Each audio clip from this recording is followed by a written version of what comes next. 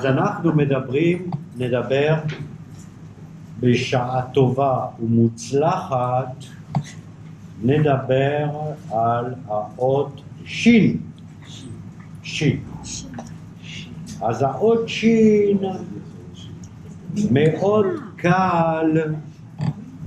מאוד קל לזכור, se souvenir, את המשמעות שלה. Il est très facile de se souvenir de sa signification pour les dovrei tsarfatites, pour ceux qui parlent français. Il me semble que nous sommes un certain nombre dans cette salle.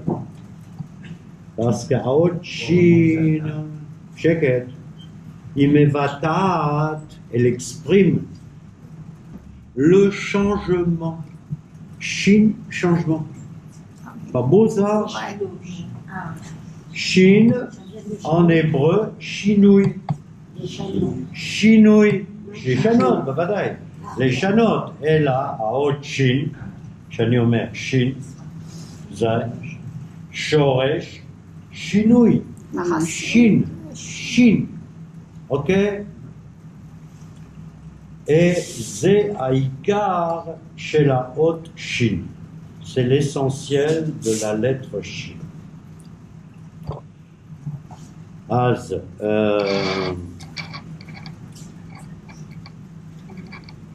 האות שין מבטאת, לבטא, exprime, שזה הבן אדם ששולט בדבר באופן מוחלט, כי maîtrise, לשלוט, שין, לשלוט. Donc vous voyez, לשלוט, shalit, on l'a déjà étudié, ça va, le dirigeant, shalit. Eh bien, Shin représente celui qui maîtrise une chose d'une façon totale. Chez Cholet, be'ofen muchlat. Pourquoi? Lama ou Cholet be'ofen muchlat. On avait vu la fois précédente que le Kadosh, c'était le Big Boss. D'accord? Big Boss. Ok? Et Shin, on passe un degré. Zé chez où Cholet. Donc à Kadosh, ou plutôt Rosh HaShulchan. Ani Rosh HaShulchan. Ok? Ani Cholet. Be'ofen muchlat. Je maîtrise Cholet, Ishlot, d'une façon totale. Ani Cholet al a Shinui. Je maîtrise le changement. Autrement dit, vous êtes dans cette classe, vous ne comprenez pas ce que je vais dire. Enfin, a priori, vous ne savez pas ce que je vais dire. Je vais prendre de la matière et je vais la changer. D'accord? Je vais la changer. Zotomeret a Cholet, Kovea fixe. Et Shinui Atsura. Il détermine, Likvoa, Shinui Atsura, la forme, le changement de la forme. D'accord? C'est-à-dire que la semaine dernière, on a étudié le chef, le Rosh. Rosh HaShulchan, Rosh aussi. Mais qu'est-ce qu'il fait ce Rosh? Ce Rosh-là, il prend de la matière, que ce soit de la matière inerte ou de la matière intellectuelle, et il la change, il la transforme. Le Shinui nous amène au stade de la transformation. Et il n'y a que la personne qui est à même de le faire, qui est arrivée, disons, à un certain degré, qui est capable de changer, ouais, changer, hein, ils nous ont pris ça, les Français, les Anglais, etc., la forme de la pensée, la forme de la matière. Alors,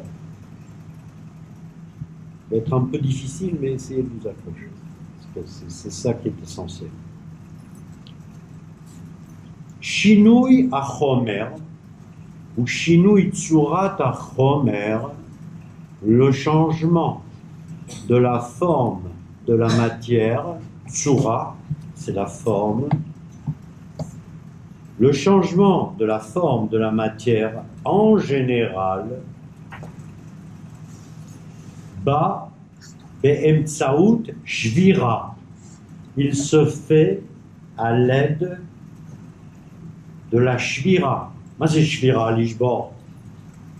Oh, wake up, baby. Lishbor, cassé. Alors dites-le. Shvira.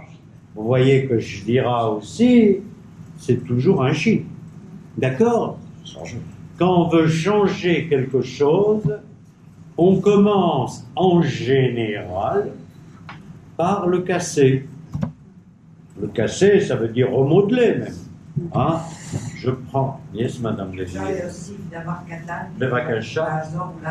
Bavakasha. ראש ממשלה, כן. אוקיי, יכול לשנות את השלטון, אוקיי, זאת אומרת שהוא שולט על דבר, והוא שולט על השלטון בדרכים אחרות, ממש בדרכים רבים, אבל הוא שובר גם. אוקיי, אז זה נכון ולא נכון, בגלל שראש ממשלה אין לו את האפשרות לשנות את השלטון. שלטון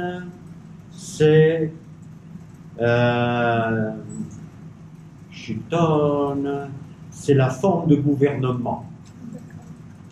שלטון, d'accord? אנחנו פה בשלטון דמוקרטיה, d'accord? Non, שלטון, c'est la forme de gouvernement. Ok? C'est le régime. Le régime, voilà, c'est le régime.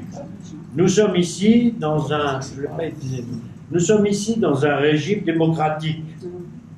Il me semble que Bibi Netanyahou, malgré tout le pouvoir qu'il a, il n'est pas en mesure de changer le régime.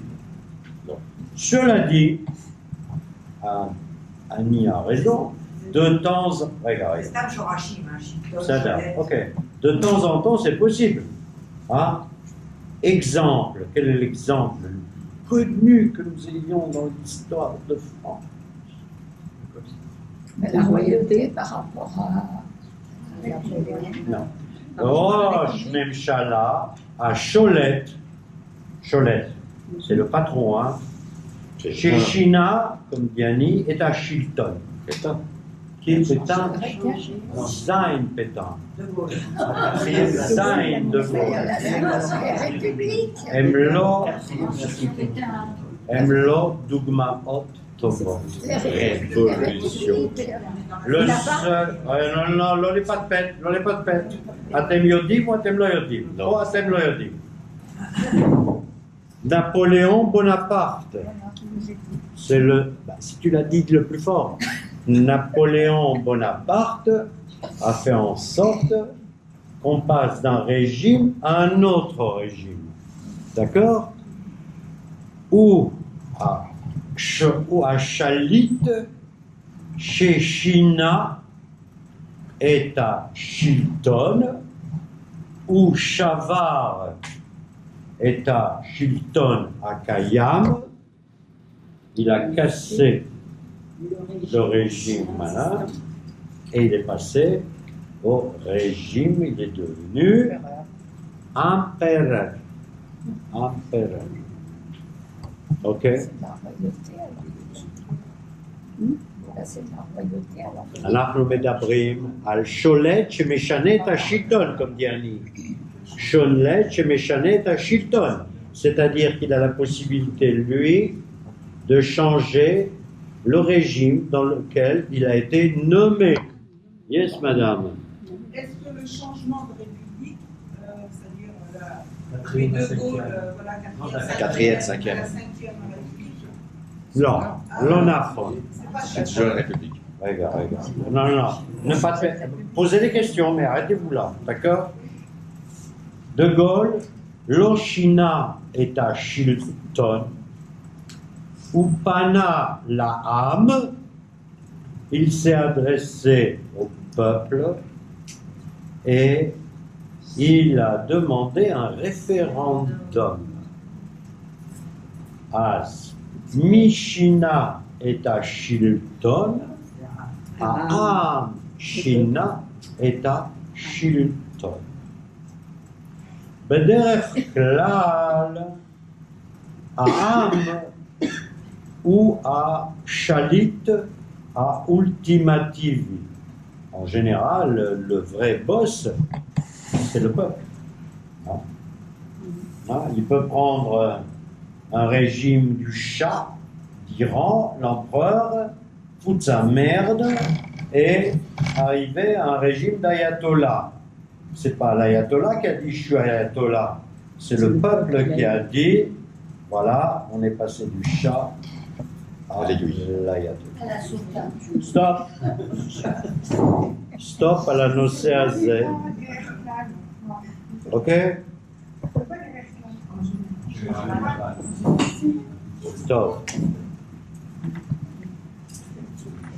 Stop. Azamarnu, nous avons dit que Shinui à Homer ou à Marshava ou à Shilton, Midbatzat s'exprime à travers la Shvira ou Mila Acheret, Pirour. Pirour, אתם יודעים מה זה פירור? מי יודע? פירור, c'est, je vais vous donner un mot qui va peut-être vous aider, pirourim. Mazé, pirou. Bécole Ram, tu as une réponse, tu la donnes, qu'on l'entende tous. Non, pirourim, c'est les miettes. Les petites graines, c'est pas des miettes. Hein?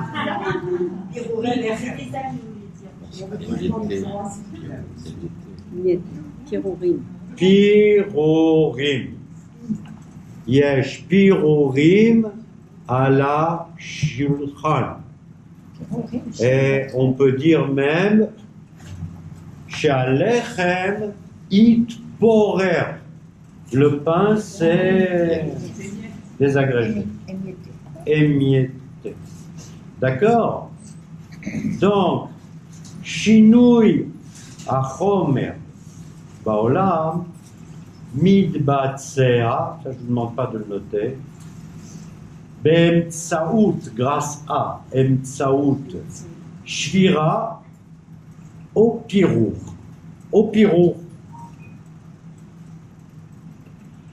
Chez Meshana, les Chanot, ok, chez Meshana, ouais, toujours j'utilise le shin, chez Meshana, et à Tsura Arishona chez la Chomer, qui modifie la forme première originelle de la matière. Le pain, je fais comme ça, le pain c'est miettes, c'est plus du pain, c'est des miettes. Ça rime, hein? Voilà. Chez la Chomer. Efsharut acheret, השינוי מתבצע בעזרת האש. אש, le feu. אש, le feu, שין, אש, אש, אש. אוקיי? והשינוי, changement, בעיקר, essentiellement, Ikar, c'est important avec Aïn, Beikar, Midbatsea, Be'ezrat, comment s'opère le changement? Grâce à quoi? Avec quoi? Réfléchissez. Midbatsea be'ezrat ma. Je vais vous donner, vous mettre un petit peu sur la voie. Parce que c'est important que vous trouviez tout seul. Parce que les questions que je pose, vous êtes en mesure tous, je dis bien tous, de donner la réponse. Parce que vous connaissez le mot. Et non, nous parlons de quoi? Nous parlons de la lettre Shin. D'accord? Toi, tu sais. Donc, Istaklu Ba'ot Shin. Essayez de l'imaginer. Le Shin majuscule, évidemment. Hein?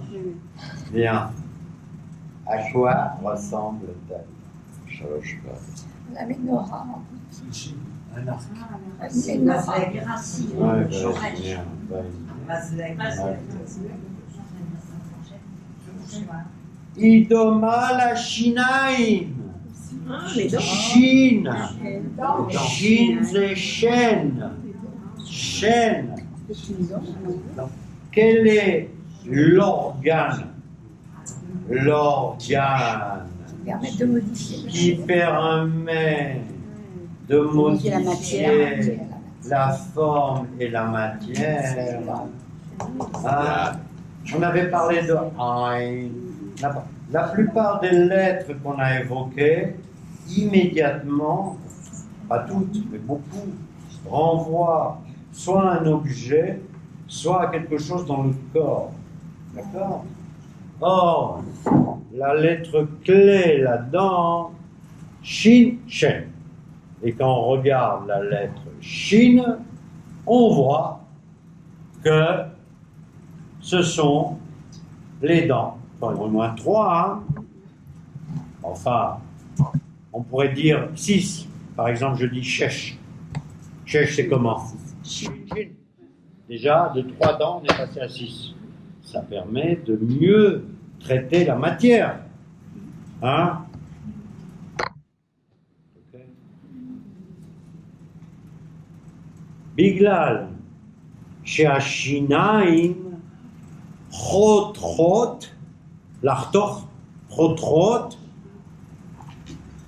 ou meshanot et tsurat amazon. Simple.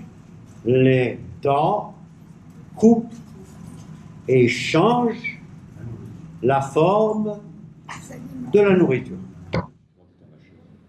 Quoi? Mâché en hébreu. Ah, Ouais. vas-y bien. Shungam. Tsurat Amazon. Veyesh od dimouy. Dimouy, c'est une représentation graphique. Comment tu dis ça? Dimouy. Yesh od dimouy. Meot chashuv. Shezot a srefa. Srefa. Srefa, c'est l'incendie qui vient avec Shin.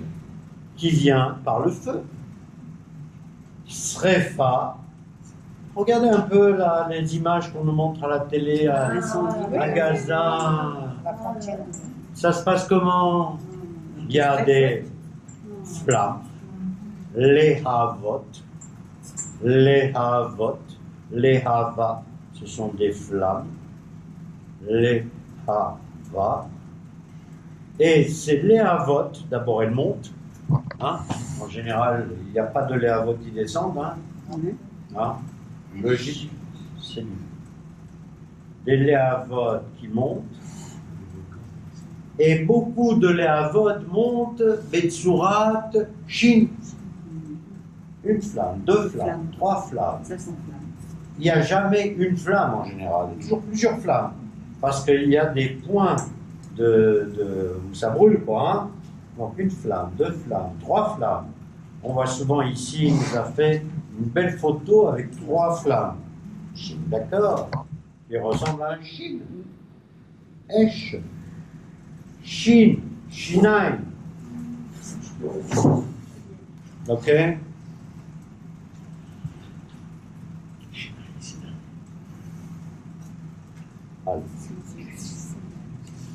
Alors, maintenant, pourquoi est-ce que le feu, pour les scientifiques dans cette salle, pourquoi le feu monte comme ça là? Qu'est-ce qui se passe au feu? Qu'est-ce qu'il a le feu? C'est l'oxygène Oui, c'est l'oxygène qui l'alimente et qui fait. Il y a une transformation de la matière. Qu'est-ce que produit le feu?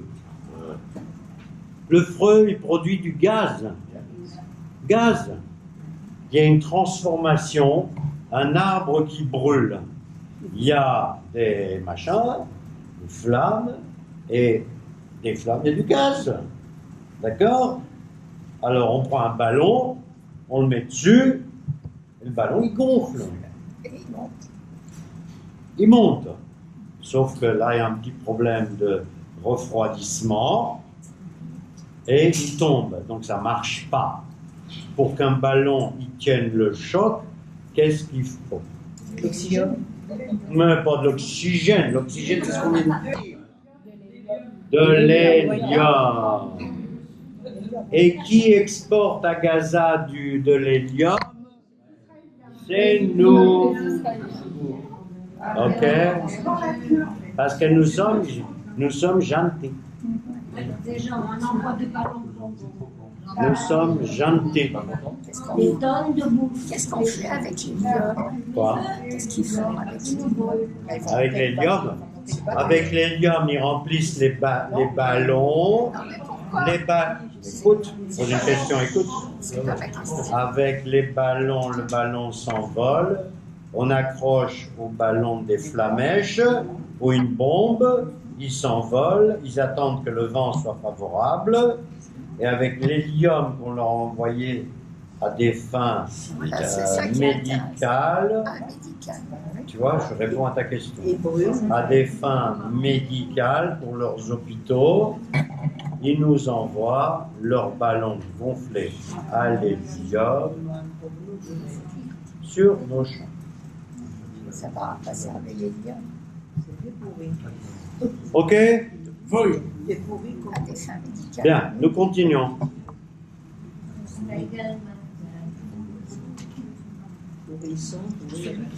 Là-haut, la lettre Resh que nous avons. Oh! J'ai pas envie d'élever le ton, ça me fatigue. La haute Resh qu'on a étudiée précédemment, elle a un son. D'accord? Quand je dis je fais quoi? Je roule la langue. Non, je roule pas. Ça a une signification plus profonde. Elle vibre. Quand on fait ça vibre. D'accord? En hébreu, vibrer, on dit rotetet, irtot. Rotetet. Est-ce que ça peut être aussi gargarisé? Je ne prends pas la question. Donc, à haute rèche, rotetet, elle vibre, non.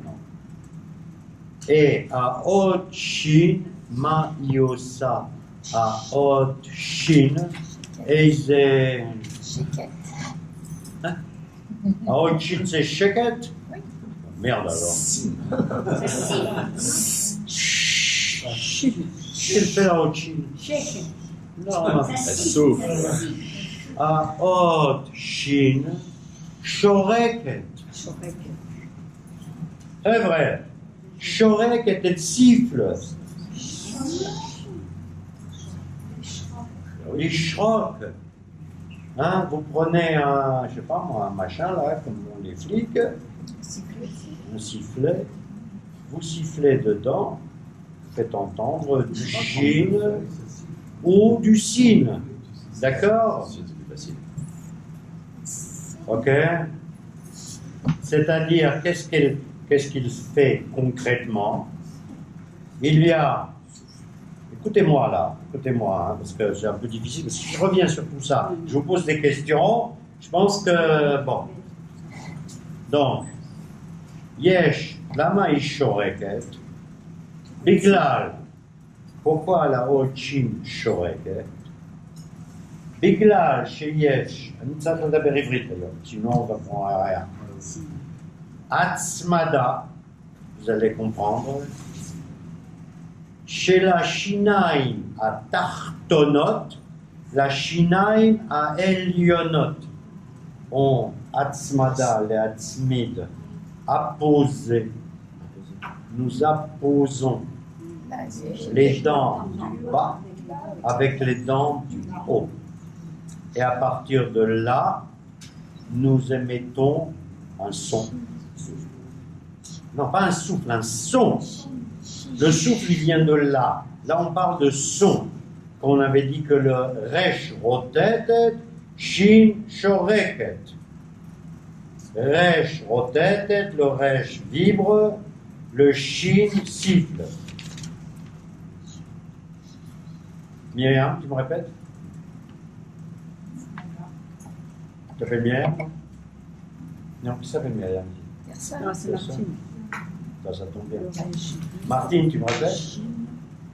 Martine? Alors, siffler, c'est nishron, Oui. et vibrer, c'est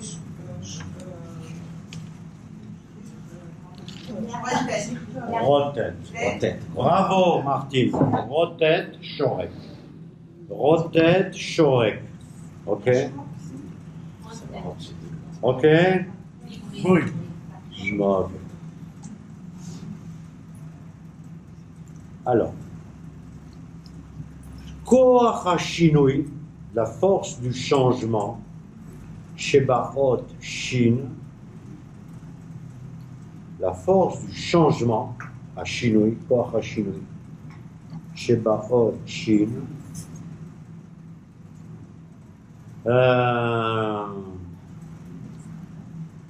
elle intervient, le changement opéré par la lettre Shin, dans le cas de conflit, par exemple, hein, elle propose une solution. La paix. Shalom. Il a fait. C'est tout. Chez Yesh Ma'avak, quand il y a des luttes. Chez Yesh Milchama, Az, Tsarich Lagia, les Shinui Amatsav, on doit arriver au changement de la situation pour transformer le Ma'avak et la Milchama en Shalom. Donc la lettre Shin, c'est Shalom. D'accord? C'est Shalom. Mais pourquoi c'est Shalom? Parce que elle a une fonction de chinouille, de changement. La vie sur terre, nous, les Hébreux, nous ne sommes pas des rêveurs et des idéalistes, d'accord, et des béni-oui-oui. Nous savons que le matzav sur terre est le matzav de Milchama. Le matzav sur terre, depuis que l'homme est homme, il n'y a eu que des guerres et des luttes. D'accord? On dirait même que, contrairement à nos petits amis qui croient au Père Noël, que la forme normale de l'existence est une forme de confrontation. De confrontation. Et tout ce qu'on apprend dans notre Torah, tout ce qu'on apprend, la plupart des choses qu'on apprend, beaucoup de choses qu'on apprend, c'est comment éviter la confrontation et le conflit, et les problèmes, et les désordres, et les dommages corporels ou pas corporels. Quand on étudie le Talmud,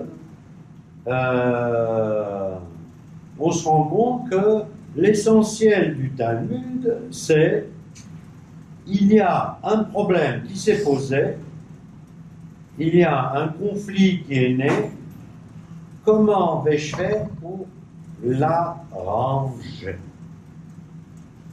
Et l'arranger, comment on dit en hébreu? Non. Arranger, réparer, paquet. Et là, on arrivera à la dernière lettre de l'alphabet. D'accord? La dernière lettre de l'alphabet, dont la fonction, je vais dire juste un petit mot sur la dernière lettre de l'alphabet, la lettre Tav. Qu'est-ce qu'elle apporte, la lettre Tav, dans ce monde qui, comme c'est la dernière lettre, elle clôt l'alphabet. Donc, d'une certaine façon, elle clôt le monde. Qu'est-ce qu'elle va apporter au monde? Qu'est-ce qu'elle va apporter au monde?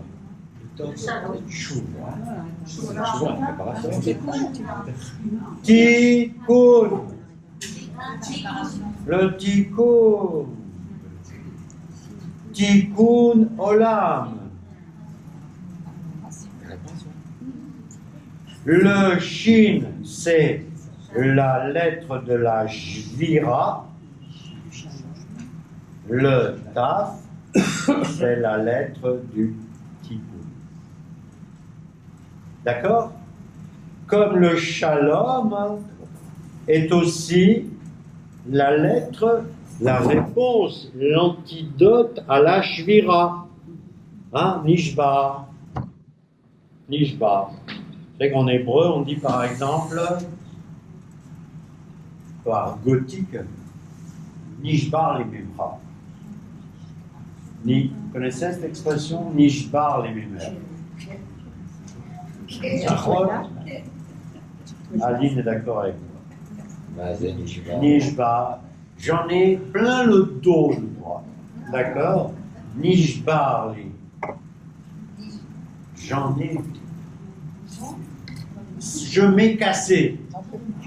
J'en peux plus, je m'ai cassé. Nishbar. D'accord? Donc, à une situation de shever, hein, de shever, sarir, de hashlim. Hein, de hashlim. D'accord? Quand on dit par exemple en hébreu, quelqu'un qui a des dettes, d'accord? Qu'est-ce qu'il doit faire? Ou quelqu'un qui doit des sous, qu'est-ce qu'il doit faire? Il doit les chalem. Il doit les chalem. Autrement dit, il doit réparer une situation inégale, une situation conflictuelle. D'accord? Quand tu payes quelque chose que tu dois, ou même quand tu payes quelque chose que tu viens d'acheter, tu prends quelque chose, tu donnes quelque chose en échange. Donc, les chalem, ça veut dire que la chose, calme-toi, la chose est devenue entière. D'accord? Parce que shalom, la racine, c'est chalem. Chalem. D'accord? Ani shalem imatzmi. Je suis en paix avec moi-même. Ani shalem imatzmi. Je suis entier avec moi-même. Si je suis entier avec moi-même, ça veut dire que je ne suis pas cassé. Chez l'onishbari. D'accord? Ani shalem. Donc, La Shvira amène la nécessité de la Shlemut, c'est-à-dire quelque chose de cassé doit devenir Shalem. Quand j'ai un shever, c'est quoi un shever?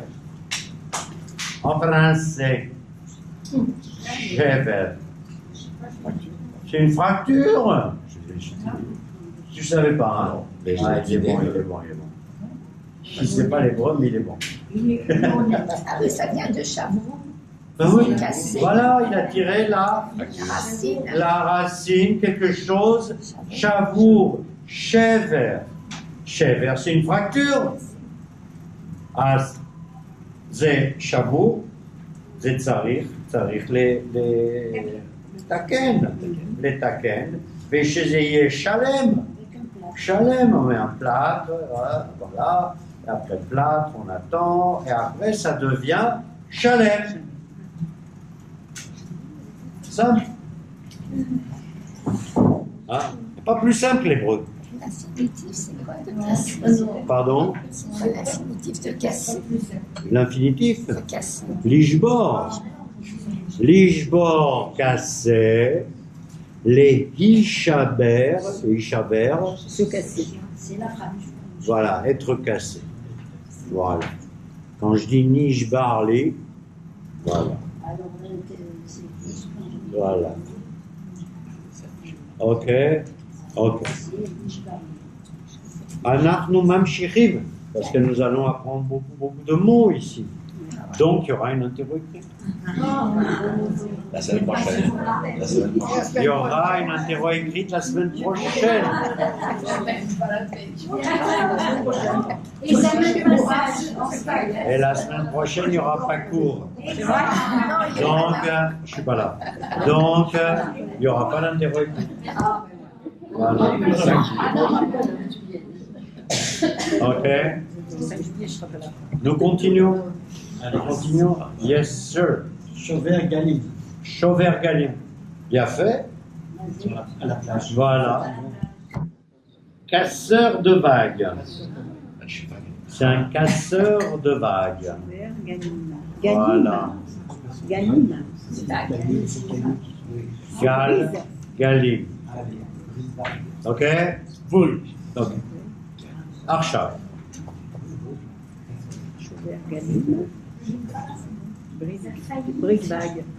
Nous allons étudier, cette fois-ci ou la fois prochaine, le mot émet. D'accord? Il n'a rien à voir avec ce qu'on vient de dire. Hein? Émet. Émet, c'est la vérité vraie. C'est vérité. Voilà. Émet. La vérité vraie en hébreu, ça se dit, parce qu'il y a la vérité un peu approximative, vous savez, et il y a la vérité, la vraie vérité. Voilà, VV. La vraie vérité. Alors, en hébreu, la vraie vérité, c'est, on dit en hébreu, Emet Mushlemet. Mushlemet. Encore de Shalom. D'accord? Emet Mushlemet. Ma. A. Efer. A. Hippur. Beivrit. Shel. Emet. Mushlem. Yafé. Miyama. Yafé. A. Hippur. Shel. Emet. Mushlemet. C'est sheker. Mensonge. Sheker. Mensonge. Sheker. Mais oui, sheker. Quoi, tu connais pas encore le mot sheker? Chakrani. Chakrani, t'es menteur. Si tu me dis que tu connais pas le mot sheker, zotomeret chakrani. Ok? Alors, il y a qui a un stylo. Il y a Je vais vous, voilà, je vais vous écrire.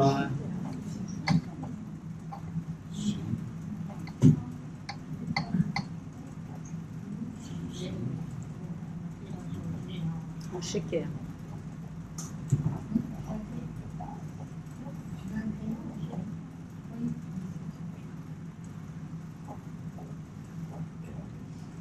Voilà, je vous ai écrit ici, mal, mais je vous l'ai écrit, shaker vehemet. D'accord? Alors, ça, c'est une question difficile. Je sais quand la question est difficile. Quelle est la différence entre visuel, graphique, entre shaker et emet? C'est-à-dire, il y a un commun dénominateur à toutes les lettres de shaker et un commun dénominateur à toutes les lettres de emet, et ces communs dénominateurs s'opposent. Est-ce que quelqu'un... Il n'y a que des traits dans chaque lettre. Vas-y, vas-y. La première lettre de l'alphabet, la dernière lettre. Alors, attends. Il y a un peu de vrai dans ce que tu dis. Emet, c'est exact. C'est la première, la dernière et celle du milieu. Mais je vous ai parlé de graphique. C'est plus arrondi, Emmet. Non. Les lettres, la lettre Shin, Pouf et Resh, À l'envers. repose sur un seul pied. Les lettres Aleph, Mem, Taf Pas plusieurs. ont deux pieds. Autrement dit, les lettres, c'est pas moi qui l'ai trouvé, les lettres Shin, Pouf et Resh sont par définition instables. Moindre coup de vent, il se casse la gueule. Le mensonge, moindre coup de vent, il se casse la gueule. Le Emet, vous voyez, Aleph, il y a deux pieds, Mem, il y a deux pieds, Taf, il y a deux pieds. Stable. D'accord? Donc le Emet s'oppose au Sheker dans la mesure où l'un est stable et l'autre ne l'est pas. Quand est-ce que la lettre Shin apparaît en premier in the Torah? Shammai. Yeah. Shammai. Bereshit bara et Elohim et Shammai. Shammai. Ok? Qu'est-ce que ça veut dire Shamaim quand on décompose Shammai? Alors, je vais vous donner déjà une explication et après on va passer à la deuxième qui nous intéresse. Première explication, c'est Sham Maim. Là-bas, il y a de l'eau. Déjà. Sham Maim. Cette explication-là ne nous intéresse pas du tout. Par contre, il y a une autre explication qui nous intéresse. C'est la décomposition de Shamaim en Esh Vemaim. Esh Vemaim.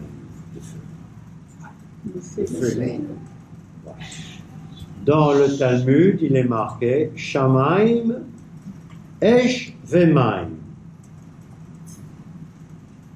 Pourquoi? Parce que dans l'atmosphère, il y a un mélange de vapeur d'eau et Deimaim Betrunatesh. Vapeur d'eau et feu. Je vais vous l'expliquer mieux là, je sais que je ne suis pas clair.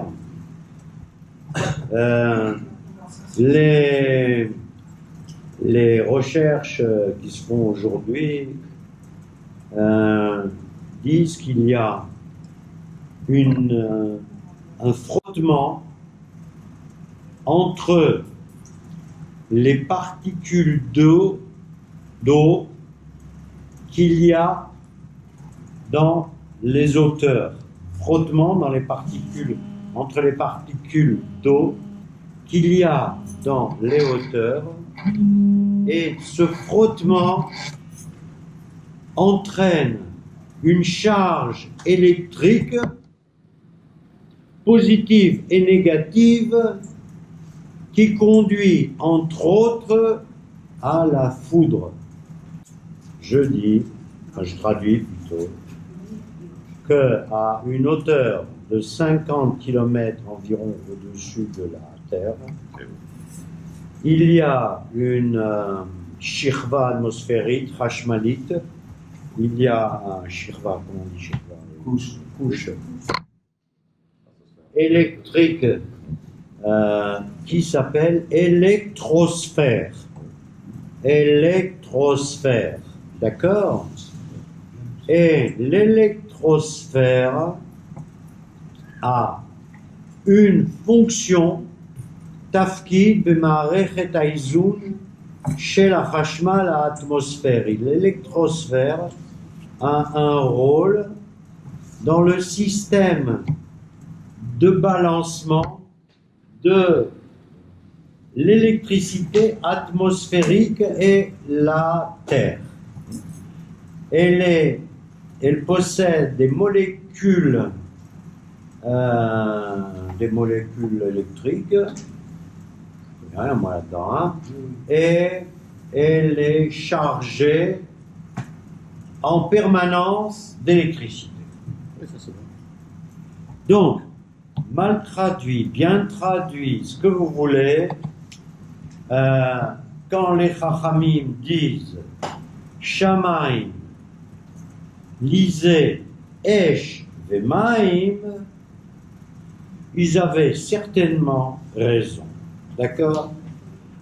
Que l'explication scientifique apporte Rav Zamir soit ce qu'elle est, et que ma traduction soit ce qu'elle est, ça n'empêche rien au fait que nous on dit Shamaim, Esh, Vemaim. D'accord? Ça fait la route. Hein. Esh, Vemaim. Ça tient la route. Dans le ciel, il y a l'eau et le feu. Voilà. C'est évident. Esh, Vemaim. Voilà. Donc, les scientifiques dans cette salle acceptent, donc moi je suis content. C'est pas que tu disais que c'était pas bien. Non, parce que là, ils ont failli me C'est par faire. l'éclair. Non. L'éclair. Il y a vraiment le feu. Oui, donc ta question. Est-ce que tu peux nous dire pourquoi Shamaïm et Maïm sont au pluriel? Pour dire le ciel et le... Alors, l'explication classique est Maï mimala, Maï mitach. Dieu a séparé les eaux d'en haut des eaux d'en bas. Où sont les eaux d'en bas? Où sont les eaux d'en haut? Dans je ne suis pas assez compétent pour vous le dire. D'accord? Bien. Quant à Shamaïm, par définition, il n'y a pas qu'un seul ciel. Il y a des cieux. La bonne traduction de Shamaïm, c'est cieux. Parce que quand tu dis ciel, tu es extrêmement limitatif. Or, nous, on sait dans notre tradition, ésotérique ou pas ésotérique, qu'il y a plein de cieux. Hein, et dans la Kabbale ou ailleurs, il y a les différentes classifications des cieux, etc. etc. Voilà. Donc, mais la réponse la plus classique, c'est Vayavdil Elohim Ben Hamayim Mimal, Ben Hamayim Mitach. Dieu a séparé entre les eaux d'en haut, des eaux d'en bas. Mazotomeret lo yodea. Ok. Nous continuons. Donc, nous avons vu que la lettre Shin, elle se prononce en shrika. Shrika. Hein? Sifflement. Sifflement. Et elle ce sifflement, quand on pense, quand on y pense, elle ressemble comme deux gouttes d'eau, si j'ose dire, au sifflement du feu. Quand le feu brûle, ok, Esh ve shrika. Vous comprenez que tout ça en hébreu, c'est pas que des mots, c'est la réalité des choses. D'accord? Moi, je ne connais pas d'autres langues où tu peux rapprocher le son que produit le feu et le sifflement. Ça n'existe pas. Nous, tous les mots et toutes les lettres ont un sens, d'accord, qui traduisent, qu'est-ce que tu dis, Annie? Non, c'est Daniel qui Qui traduisent la vérité des choses, d'accord? Alors tu dis sifflement, comment tu dis vibration? Roter, comment? Les roter, On a parlé de Roter. vibrer tout à l'heure. roter, voilà. Les ratettes, les ratettes. Ratette, c'est rêche. Quand tu dis ça ne me semble pas être un sifflement. Hein? C'est des vibrations. Hein? En ce moment, on en a à la maison parce qu'il y a une pompe en haut qui déconne. Je ne dis pas les vibrations qu'on a sur la tête. Voilà. D'où le mot érotique.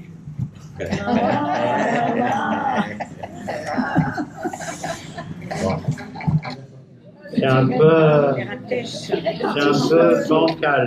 Il faut le noter, ça.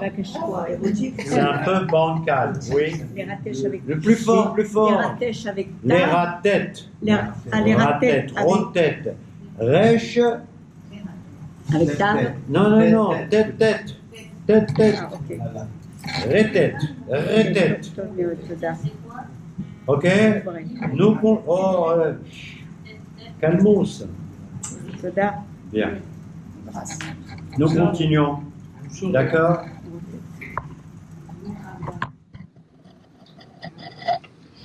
Pourquoi est-ce que la lettre Shin vient de la dent chêne? C'est pas la personne. Pourquoi Shin vient d'une dent? La réponse est, nous donne Rav Zamir, réponse que j'aime beaucoup. Donc je vais la lire en hébreu. Imeshana et Tzurat al-Amazon, donc la lettre Shin, le chêne en fait, Meshana, il change, Meshane, Manishtana, il change. La Tzurat Amazon, la forme de la nourriture. Pourquoi elle change la forme de la nourriture? Pour que l'homme puisse exister. Exister. Donc c'est la lettre Shin. Et le chêne, il est là, sa fonctionnalité, c'est les Achiot et Ben Adam, les Kayem et Adam, pour que l'homme vive. D'accord? Le Shin est là, c'est ce qu'on appelle en hébreu Agshama. Hey, Gimel, Shin, Agshama. Le mot Agshama, Gimel, Shin même, qui est le même que le mot Geshem d'ailleurs, Agshama. Agshama, c'est, je ne sais plus traduire en français, Agshama, c'est la réalisation, comment tu dirais ça en français? La réalisation concrète. La concrétisation, voilà. La concrétisation, Agshama. Agshama Tralomot. Voilà. Les Agshim, Anirotse, les Agshim et Tralomotai. Je veux que mes rêves deviennent réalité. Leakshim. D'accord? Concrétiser. Voilà. Et de la même façon, le Geshem, c'est une façon de faire en sorte qu'on puisse vivre. D'accord? Qu'on puisse vivre. D'accord? Voilà. Donc, et le Rav Zamir ajoute une chose que je trouve très bien. En fait, il change ce qui est du niveau du Tzomer au niveau du Chai. Ça, c'est un concept un peu plus intéressant. Il change en fait ce qui est du Tzomer, du Tzemach, de la plante, d'accord, au niveau du Chai. C'est-à-dire que une carotte, sa fonctionnalité, c'est que les lapins et que les hommes vivent. D'accord? Le Tzomer, t'as pas pensé à ça, hein? La nuit, il a pensé. Et quand tu dis je lui mets la carotte pour avancer. Voilà. La carotte, la fonctionnalité d'une carotte, qui est jamais qu'un machin à la con, là, voilà, qui sert à rien, et il ne sert qu'à partir du moment où sa fonction, c'est de passer à travers notre système dentaire, puis notre système digestif, nanana, pour nous donner la vie. D'accord? Donc, d'où l'importance du chêne. Du chêne qui n'est jamais que le changement, le chinouille opéré dans la carotte. La carotte,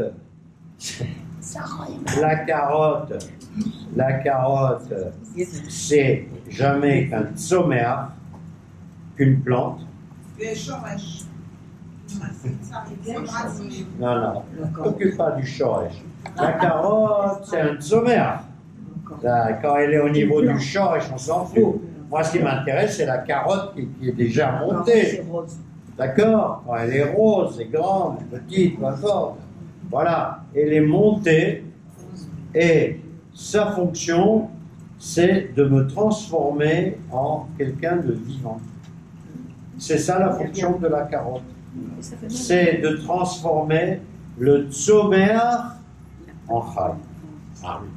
À travers le chinouille, le changement de sa fonction. Chinouille de la carotte.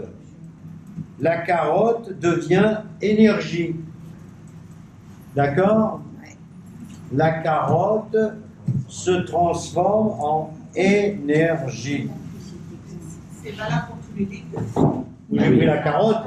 Ça, c'est de moi, ça, la carotte. Oui, Mais, Toutes les plantes. on laisse qu'on mange. mais si je dis une carotte et que le mot ne vous plaît pas, vous pouvez le remplacer par pomme de terre. Ah, Tu as parlé de c'est la plante. parfaitement autorisé. Tu as parlé de la plante. L'alcool. Mais non, pas l'alcool. L'alcool, ça te rend... D'accord. Parce que de manger. Ouais, mais ça fait du bien. Alors, Ah, ça fait du bien. Ça se fait. On laisse qu'on mange. alors, il y a une expression en hébreu. Il y a une expression en hébreu qui est Lishbor Mazon, ou Lishaver Mazon, Lishaver ou Lishbor? Lishbor Mazon. Laquelle Lishbor? Vous savez ce que ça veut dire, Lishbor Mazon? Ça veut dire casser la croûte. La croûte. Lishbor, Shever. Ça vient de Shever. Ah oui. D'accord. Et vous comprenez pourquoi les Français nous ont pris ça? Bah, Et c'est devenu un casse-croûte. Ah oui. C'est le pain. On casse. D'accord? Et je vous ai parlé tout à l'heure du pain et des pérourim. du pain et des miettes. D'accord?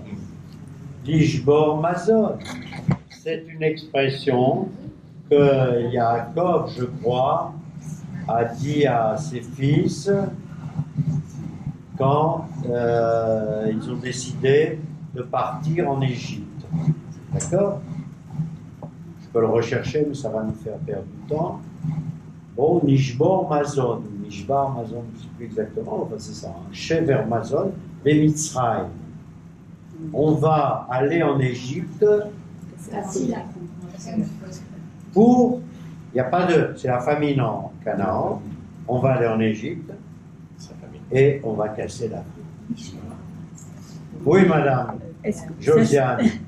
ça s'utilise couramment, casser la croûte? Oh, Lishbor Mazon, non. Ça, c'est, Tu dis pas à ton copain, je vais casser la croûte? on ne dit pas Lishbor Mazon, Non, c'est voilà. une C'est expression une expression. biblique. Ah, d'accord. Non, c'est une expression biblique. Voilà. Ok. Mais ça peut se dire. Mais au niveau où nous sommes tous, on ne va pas l'utiliser. D'accord. Ou alors l'utiliser d'une façon un peu anecdotique. Ouais. Vous voyez ce que je veux dire? Ouais. Mais c'est une expression qui veut dire ce qu'elle veut dire. Oui. D'accord? Je dors, mais, Voilà. Hum. Voilà. Alors, il est évident que Rav Zamir Cohen, qui est avant tout un homme qui fait faire tchouva aux Hébreux, il va nous dire que un homme, il doit briser aussi ses mauvais penchants pour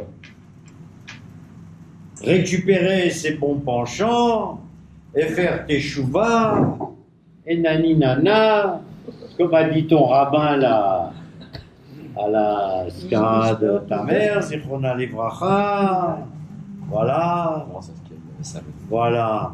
Donc, et il dit voilà, si on est chover, les Yetzerara, on deviendra tzaddik, et après on deviendra kadosh, et après on deviendra roche, et après on deviendra une dent. Bah oui, pour le temps. T'as compris? Oui. Voilà. Bah, évidemment, attends, il y a un problème là. Attends, on deviendra kadosh, tzaddik, kadosh, roche, et l'homme qui est capable d'apporter un chinouille, un changement. Ce qui fait que la madrega de l'homme qui est en Chine, c'est que il a une action sur la matière. Donc, évidemment, il est au-dessus de roche. Un roche préside, machin, moi je préside, voilà, je suis à la table, quelques minutes, mais je ne suis pas capable de, je ne sais pas moi, de changer la matière. D'accord? Je ne suis pas capable de changer.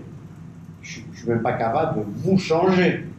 C'est-à-dire, je peux essayer de vous apporter des petites choses. Alors, dans ce cas, on peut dire, oui, je suis capable, en vous apportant un peu de matière, en hébreu, je peux changer quelque chose. D'accord? Donc, l'homme qui est capable de changer quelque chose, en lui ou pour les autres, il est évidemment au-dessus de la madrega du roche. D'accord? C'est-à-dire que l'homme le plus élevé est capable d'opérer chez toi un chinouille. D'accord? Et c'est vrai que on a tous des exemples comme ça, où on a entendu des histoires, machin, on est allé, je sais pas moi, pas forcément chez un rabbi, hein, d'accord? On est allé, je sais pas moi, chez un, n'importe quoi, chez un mathématicien qui vous a fait découvrir soudain, non, qui vous a fait soudain découvrir les beautés des mathématiques. Donc il vous a transformé. Hein? David, oui, qui a fait fonctionner un groupe WhatsApp autour d'un truc. Excuse-moi, je ne suis pas intervenu, j'ai à peine lu, mais bon, j'étais occupé à préparer mon cours. Voilà. Donc, il a opéré un changement, puisqu'il vous a un peu, voilà, il vous a secoué, quoi. D'accord? Donc, le chinouille, des bénévoles, d'accord? Bien. c'était sur le bénévole. Ok, nous continuons, parce que nous n'avons plus beaucoup de temps. Alors, Je suis sur le bureau. comme dit Hubert, la lettre Shin, c'est Shlosh Meot. D'accord? Shlosh Meot, alors, évidemment, il y a dans un Vav 3 Vavim, dans un Shin, il y a 3 Vavim ou 3 Yudim, Oui. ça dépend comme on veut, hein. 3 Vavim ou. Hein?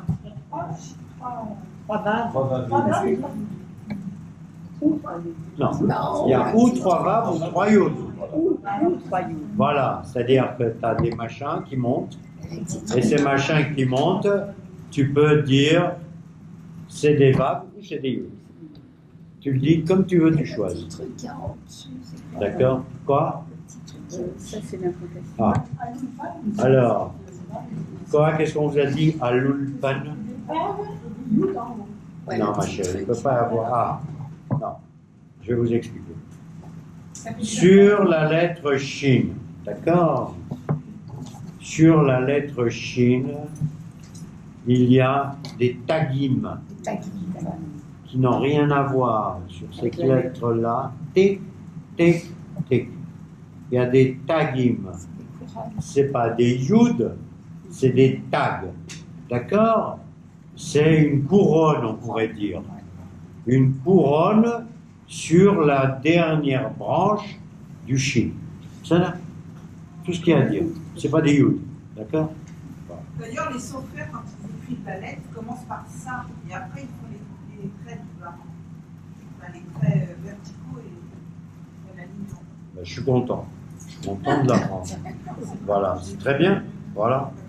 Alors, la lettre Shin, et on dit la lettre Shin qui véhicule Shlemut.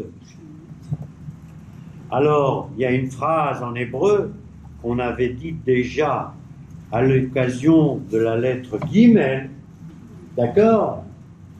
Et on avait dit la phrase, une phrase fameuse en hébreu. Est-ce que quelqu'un s'en souvient? Non. Non, t'occupe. La phrase c'est Achut ameshulash lo bimera inatek. Achut ameshulash lo bimera inatek. Le nœud formé de trois branches, non, de trois fils, lo bimera inatek, il ne se cassera pas. Alors, comme je vois que le temps passe, et que j'ai absolument pas le temps, il faut que je vous parle quand même voilà. Il faut que je vous parle quand même du mot Shaddai. D'accord? Il faut que je vous parle du mot Shaddai. Je l'ai évoqué très rapidement la dernière fois. Et on avait dit Mazé Shaddai. Mazé Shaddai, je voulais dire. Dai, stop. Sheama Leolamo Dai, qui a dit à son monde suffit. Alors, dans le Talmud, il est dit qu'en fait, ça ressemble à quoi? Ça ressemble à une pelote de laine. C'est dans le Talmud Chagiga, une pelote de laine. Donc, Hachem, quand il a créé le monde, il a créé une pelote de laine, comme ça. Et cette pelote de laine, elle se déroulait dans les airs, et elle allait vers l'infini. Et Hachem, quelque part, il a décidé que cette pelote de laine ne pouvait pas aller, ou ne devait pas aller, jusqu'à l'infini. Et on dit, dans le Talmud, c'est marqué, Lama Korim lo Shaddai, Lama Korim, un des schémas de... Où est ma kippa? Personne ne me le dit. Hein. T'as tes lunettes? Ben, il faut. Lama Korim lo Shaddai, Biglal Shehu Amar Leolamo Dai. Il a dit à son monde assez, autrement dit, assez avec l'expansion. L'expansion est suffisante. Alors le mot Shaddai, c'est un des schémas de Hachem, qui est un Shem Mamash Kadosh, mais un autre Shem qui est super, qui est aussi Kadosh, c'est le mot Shalom. Shalom. Alors, à la différence de Shaddai, c'est un mot Mamash, on n'a pas le droit de le déchirer, de le gribouiller, de le jeter d'aller avec dans les toilettes, etc. Shaddai, il figure sur les boîtiers des téphilines, d'accord? C'est un mot, une désignation de Hachem extrêmement puissante, d'accord? Le mot Shalom est aussi une désignation de Hachem, il faut le savoir. Quand je rencontre quelqu'un et que je lui dis Shalom Aleichem, d'accord? Ça veut dire tout simplement que Hachem soit avec toi. C'est ça qui veut dire, ce qui veut dire Shalom Aleichem. L'acceptation globale du verbe, du mot Shalom, d'accord? Alors, c'est aussi un Shem Hachem. Alors, il y en a qui disent que on a le droit de faire certaines choses avec, qu'on n'a pas le droit de faire avec le mot Shaddai. Il n'empêche que le mot Shalem, le mot Shalom, c'est un Shem Hachem, et c'est évidemment le Shem de la paix. D'accord? C'est-à-dire, c'est le Shem qui met fin aux guerres. Fin aux guerres, c'est-à-dire que nous, on est simplement capable de faire des guerres. On n'est pas capable de faire la paix. Ça, c'est une chose que les goïs ne comprennent pas vraiment. Nous, on n'est pas capable de faire la paix. La paix, le shalom, c'est quelque chose de divin. D'accord? Comment on dit d'ailleurs,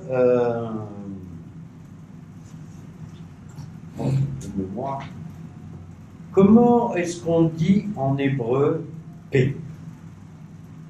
Pas cher. Peace. Peace. Peace and love. Alors, le mot peace, qui veut dire pax, paix, d'accord? D'où vient-il? Le Pax Vient de l'hébreu. En hébreu, on dit pius. Nahon, les filles là, pius, les faïes. Les faïes, ben Adam, les chavero. Faire la paix, ou pas la paix, réconcilier l'homme et son ami. Pius, c'est le degré le plus important qui est en notre capacité. D'accord? Pius, c'est un truc qu'on ne sait pas. que je vous dis là, il y a peu de gens qui disent ça, les faillesses. Et les faillesses, les nations sont venues et ils ont créé le Pax. Le Pax Romana. La paix romaine. Peace. Après sont venus les Beatles et ils ont créé Peace and Love. D'accord? Mais en fait, c'est Pius. Ce qui veut dire en clair que la notion de shalom, étant donné que c'est un nom de Hachem et que c'est une valeur élevée, elle n'est pas dans le main. On dit par exemple, il y a assez shalom alechem. Vous connaissez la chanson? Il y a assez shalom alechem. Ose shalom bimromav. Ou yase shalom aleinu ve'al kol am Israël ve'imru amen. מה זאת אומרת? הוא יעשה שלום. Bimromav, d'abord il va s'occuper un petit peu des hauteurs. Il paraît que les anges se tapent un peu sur la gueule. Bon. Donc il va faire la paix entre, voilà, là-haut. C'est pas qu'ils se tapent sur la gueule, les anges. Mais chacun il tire vers là où est sa vocation. Vous comprenez? Ok? Donc, ils ne sont pas toujours d'accord entre eux. Donc, Hachem, il va faire, quand on dit, il va faire Shalom Bimromav, il va faire la paix dans les hauteurs. Réfléchissez, c'est une expression idiote. Qu'est-ce qu'il y a à faire de la paix là-haut? Quel pays là-haut à faire? Qu'est-ce qu'il va faire? Il va réconcilier les étoiles? Il va réconcilier les firmaments?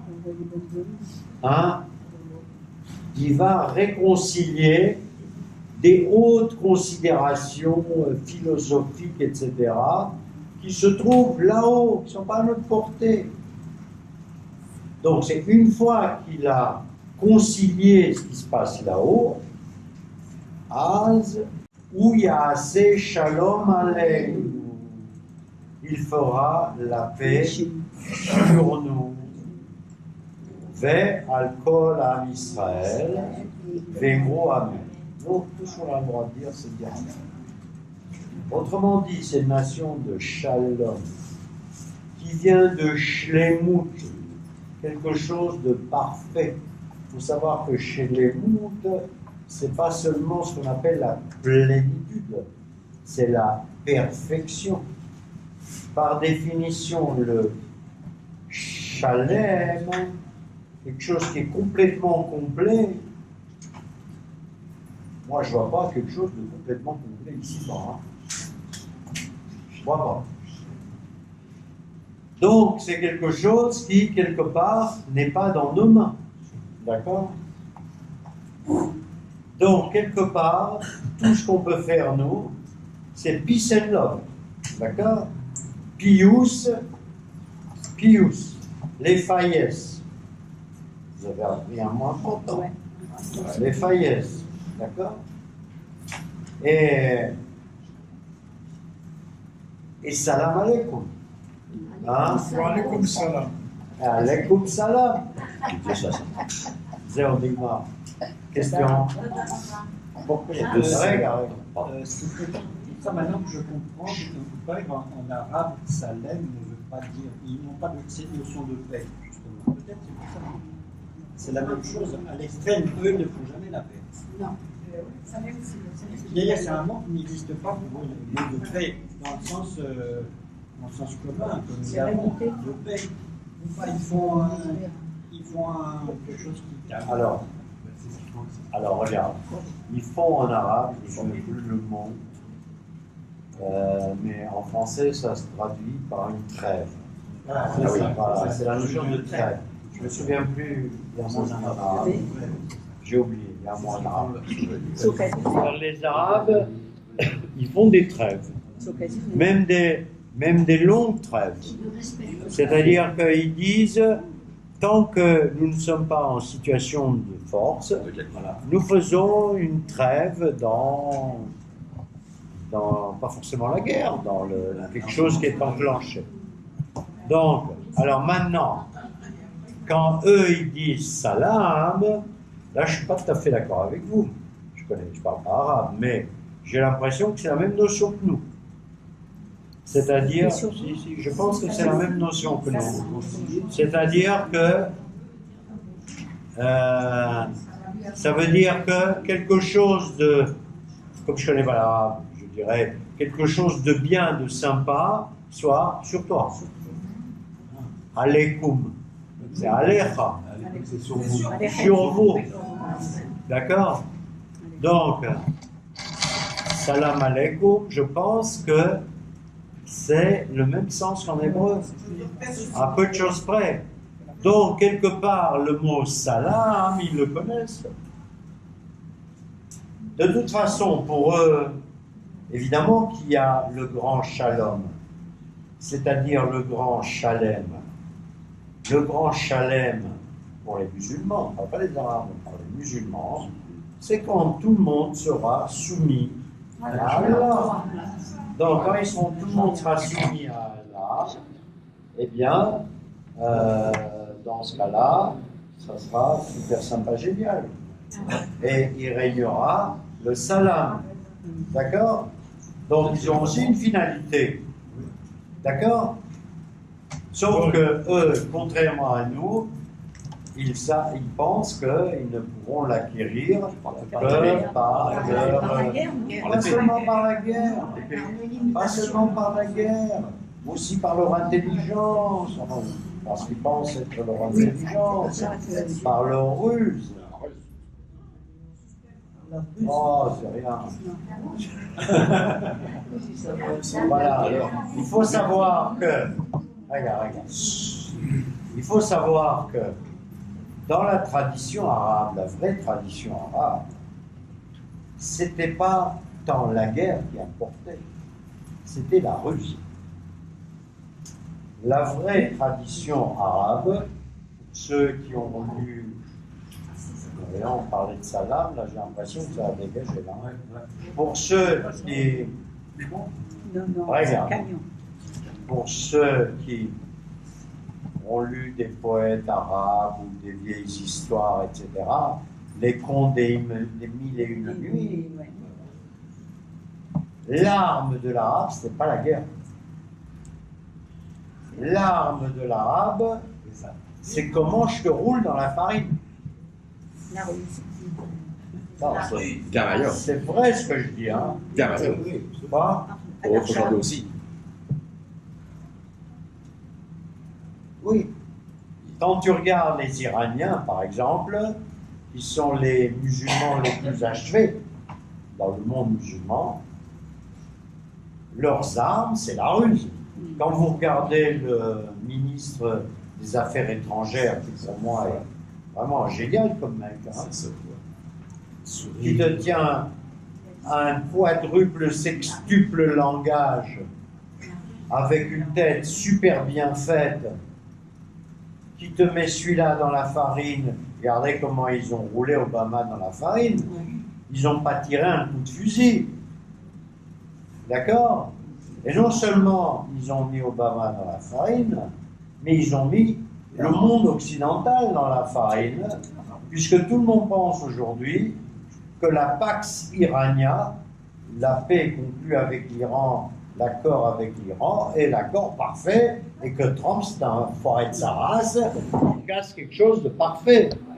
Ils ont réussi à faire gober à l'Occident que cet accord était presque mouchlam.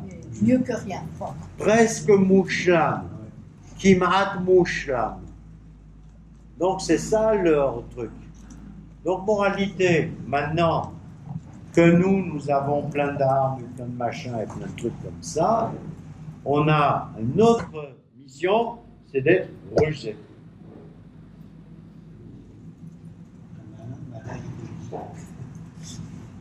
Bon, maintenant tout ça voix est fort. deux sons. le Shin. Alors, très bien. Alors, tu as le Shin dur et le Shin rare. Le Shin avec le point à droite et le Sin. Shin, Sin. Et les deux mots véhiculent en général des choses dures quand le Shin, le point est à droite, et des choses un peu plus douces, un peu plus racottes quand le Sin est à gauche. Par exemple, je vous donne le mot ça sonne. Le mot ça sonne, Vesimcha. Ça sonne, Vesimcha. Tous les deux ont le point à gauche. D'accord? Donc c'est Yoter Ra. Donc c'est le Shin qui ressemble au Samer. D'accord? Le Sin qui ressemble au Samer. Vous auriez pu me poser une autre question à laquelle j'ai du mal à apporter une réponse. C'est une question que je n'ai même pas voulu aborder en manière correcte. C'est pourquoi il y a un Shin qui s'écrit avec 4 vaves. Tu le sais, toi, David? Tu n'as pas étudié ça? Non. C'est pas un Shin, c'est un Sho. Non, c'est un Shin avec 4 vaves. Alors, personne ne veut donner vraiment des réponses à ça, mais tu demanderas à ton rabbin habituel.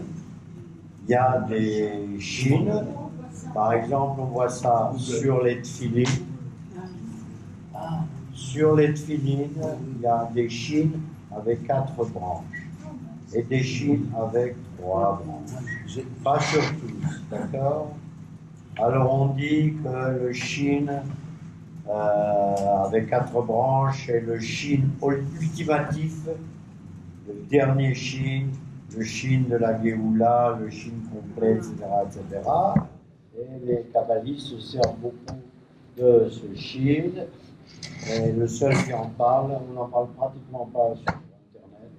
Tout de suite. Ah, vous pouvez regarder Shin avec un Vavavir. Parce qu'effectivement, au niveau du Tefillin, j'ai entendu un petit peu quand il y avait le cours entre Shamaï pour le Shamaï et Hillel pour le positionnement dans les boîtiers. Donc et là, on en parle un petit peu. Voilà. Alors, il y en a qui disent que le Shin avec 4 branches, c'est le Shin en relief. Mais là, nous n'allons pas trop développer ce point. Oui. Madame.